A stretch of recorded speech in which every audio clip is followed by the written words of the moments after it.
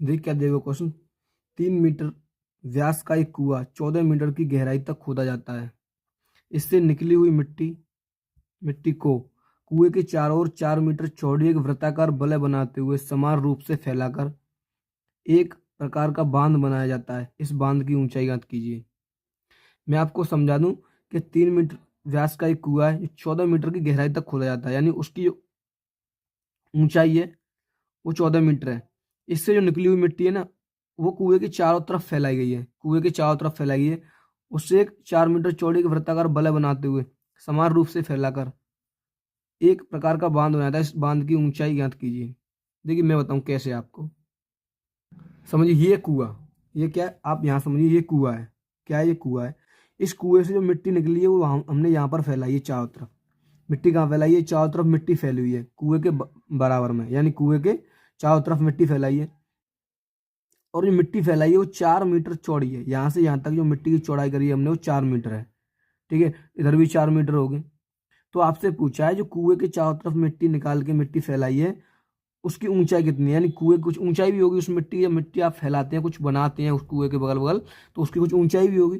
तो आपसे उस ऊंचाई को पूछा है कि ये ऊंचाई कितनी है, एच कितनी है। और मैं आपको बता दूं ये ऊंचाई दी हुई है कुएं की यहाँ से यहाँ तक 14 मीटर। कितनी है? 14 मीटर। 14 मीटर ऊंचाई दी हुई है। ठीक है, और इसकी ये त्रिज्या दी हुई है, वो उसमें बता रहा है कितनी दी हुई है त्रिज्या। तो त्रिज्या दी है, उसमें व्यास दिया हुआ है, ये पूरा पूरा व्यास दिया हुआ है कितना? 3 मीटर। पूरा व्यास 3 मीटर दिया हुआ है। तो बस हमको यही देखना है। ठीक है, अब चलते हैं सॉल्यूशन की तरफ। सॉल्यूशन क्या है इसका? सबसे पहले हम वो लिख लें जो दिया हुआ है। सबसे पहले हम वो लिख लें। देखो जैसे कि यहाँ से यहाँ तक का व्यास दिया हुआ है 3 मीटर, तो त्रिज्या आ जाएगी 3/2, यानी कि 1.5 आ जाएगी। 1.5 त्रिज्या तो ये हो जाएगी अंदर वाली, और एक त्रिज्या यहाँ से यहाँ तक भी तो हो जाएगी बाहर वाली। तो आप दोनों त्रिज्या ले लें, आंतरिक त्रिज्या और बाह्य त्रिज्या, यानी कि वलयाकार जो मैंने बनाया हुआ है बांध, जो बांध की आंतरिक त्रिज्या और बांध की बाहर त्रिज्या, दोनों त्रिज्याओं को मैं लिख लेता हूँ। ठीक है, देखिए ये दिया है बांध की आंतरिक त्रिज्या, यानी आंतरिक पूरा बांध बनना है। बांध की आंतरिक यानी यहाँ से यहाँ तक की, यहाँ से यहाँ तक की त्रिज्या कितनी दी है, यानी पूरा व्यास दिया हुआ है यहाँ से यहाँ तक, यहाँ से यहाँ तक 3 मीटर। तो त्रिज्या क्या जाएगी? 3/2। तो आर बराबर लिख सकते हैं आप 3/2। ठीक है, और आपसे पूछा बाहरी त्रिज्या, यानी यहाँ से यहाँ तक की त्रिज्या। तो 3/2 है, ये 4 ये है। 3/2 तो यहाँ से यहाँ तक होगी, तो 4 ये हो गई। तो आप लिख लेंगे 3/2 प्लस 4 ये हो गई। तो 4 दूनी 8, 8 और तो 10 रे 11, तो ये जाएगा 11/2।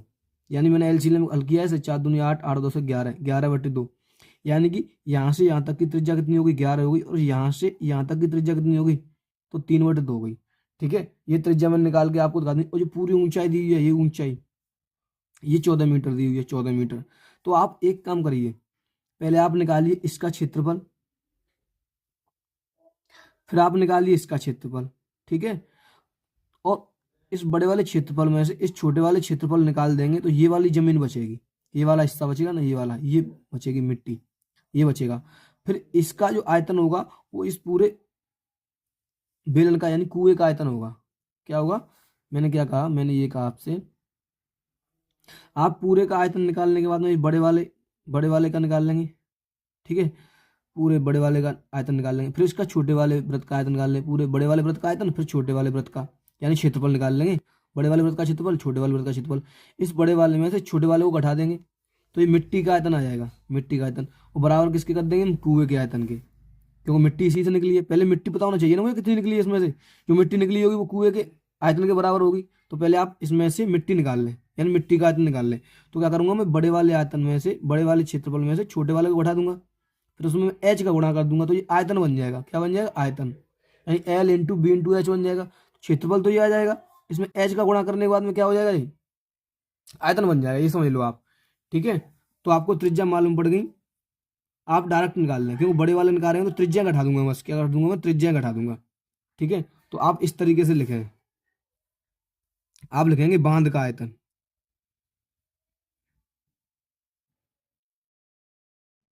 बांध का क्षेत्रफल लिखेंगे। क्षेत्रफल क्या होता है, बांध का क्षेत्रफल। इस बांध का क्षेत्रफल निकालें वो क्या होगा, पाई आर स्क्वायर एच। ठीक है, पाई तो इधर से हम ले लेंगे कॉमन, क्या ले लेंगे कॉमन, या आप आयतन ही लिखें, यहाँ क्या लिखें, बांध का आयतन निकालें, क्यों एच इसमें लग गई ना, तो इसको डायरेक्ट आप आयतन लिखें, क्या लिखें, आयतन। क्षेत्रफल जब लिख सकते हैं आप जब यहाँ पर एच नहीं होती। ठीक है, बांध का आयतन क्या होगा, पाई आर स्क्वायर एच हो गया। वैसे पाई आर स्क्वायर होता है ना, ये पाई आर स्क्वायर, क्यों पाई आर स्क्वायर, मैंने एच ये लगाई है क्यों, इसकी ऊंचाई भी होगी, कुछ कुछ ऊंचाई होगी ना, तो इधर से मैं पाई तो कॉमन ले लूंगा, पाई मैंने इधर से कॉमन ले लिया। ठीक है, इधर क्या बचा, आर बची। इस आर को मैं ऐसे लिख सकता हूं, बड़ी आर यानी आर ये वाली होगी बड़ी आर माइनस छोटी आर का स्क्वायर, इस तरीके से आप इसको बड़ी आर ले लें। ठीक है, ये वाली बड़ी आर होगी मेरी।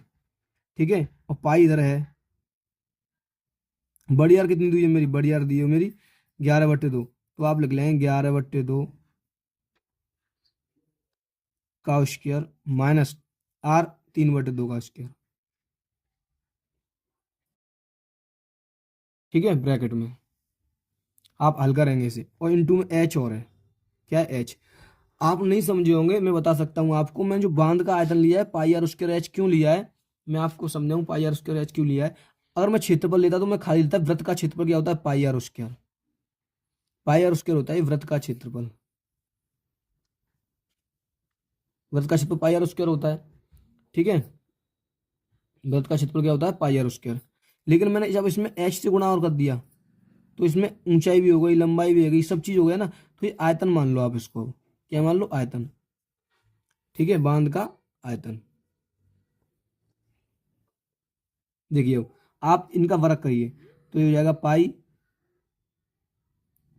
11 का हो जाएगा कितना, 121, 2 का हो जाएगा 4, माइनस 3 का हो जाएगा 9, और 2 का हो जाएगा 4, इधर आएगा मल्टीप्लाई में एच। आप इनको हल कर लें, 11 में से 9 को घटा लें।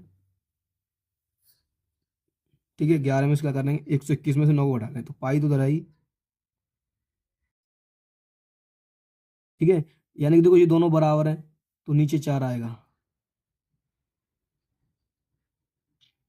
121 में से 9 घटा लो, यानी 121 में से 1 गया तो 20 बचे, और इधर 8 बचे, और 120 में से 8 जाएंगे, 120 में से 8 जाएंगे तो 112 बचेंगे, 112/4 आ गया इधर। ठीक है, आप इसको कैसे लिख सकते हैं, 4 से इसे काट दो, कट जाएगा, तो 4 से कट जाएगा ये कितनी बार, 4 दूनी 8, 4 दूनी 8 कितने बचे, 4 बचे, और 4 से और 42 हो गए, और 4 छिक्के 42, यानी 4 दूनी 8, 3 बचे ना, 4 दूनी 8, 3 बचे, और 4 अट्ठा 32, 28 कट गया, तो ये यहाँ पर आ गया पाई, यही 28 पाई एच, ये आ गया 28 पाई एच। ये 28 पाई एच आया है, ये किसके बराबर होगा, ये कुएं के आयतन के बराबर होगा, क्या होगा, ये कुएं के आयतन के बराबर। अब हम लिख लेंगे कुएं का आयतन, और उन दोनों को कर देंगे बराबर, कुएं का आयतन बराबर क्या हो जाएगा, इसका आयतन। देखिए ये मैंने क्या कर दिया, कुएं का आयतन बराबर क्या कर दिया, बांध का आयतन। कुएं का आयतन क्या दिया है, तो वो निकालूंगा, बेलन बनना है ना, तो कुएं का आयतन आप यहाँ से समझिए, यहाँ से समझिए आप, कुएं का आयतन क्या बनेगा, तो ये पाई आर स्क्वायर बनेगा, क्यों बेलन है, तो पाई आर स्क्वायर एच, कुएं का आयतन हो गया पाई आर स्क्वायर एच। ठीक है, और इधर आ जाएगा क्या, इधर बांध का आयतन क्या दिया, 28 पाई एच। ठीक है, ये आ गया अपना। अब इधर मान रख दो, देखो पाई से तो ये पाई कैंसिल हो गई, इधर आर आर कुएं की आर कितनी दी हुई है, कुएं की आर भी इतनी दी हुई है ना, इधर ये देखो कितनी है, ये 3/2, आर कितनी होगी, 3/2 हो गया, तो 3/2 गुणा 3/2, 2 बार क्यों लिखा मैंने, क्यों यहाँ पर स्क्वायर दिया हुआ है, इंटू एच, कुएं की एच 14 दी हुई है, बराबर 28 एच इधर आ गया। अब आप इसे सॉल्व कर लो, आपका आंसर आ जाएगा। देखो आप 14 से काट देंगे, 14 दूनी 28 2 बार, इस 14 से ये 28 गया 2 बार, 14 दूनी 28। ठीक है, ये 3 × 3 हो गया, और इधर हो गया, इधर बचेगा 9/2 दूनी 4, बराबर इधर बचेगा 2h। यहाँ से h निकालें तो ये इसमें किसमें गुणा में, तो ये भाग में पहुंच जाएगी, तो 9/8 हो जाएगा, तो ये हो जाएगा 9/8, यानी कि एच बराबर हो जाएगा 9/8। अब आप इसको डिवाइड कर दिए तो एच बराबर क्या आ जाएगा, 8 एकम 8, 8 एकम 8, एक बचा ना, पॉइंट लगा लेंगे, जीरो बढ़ा लेंगे, 10 हो गए।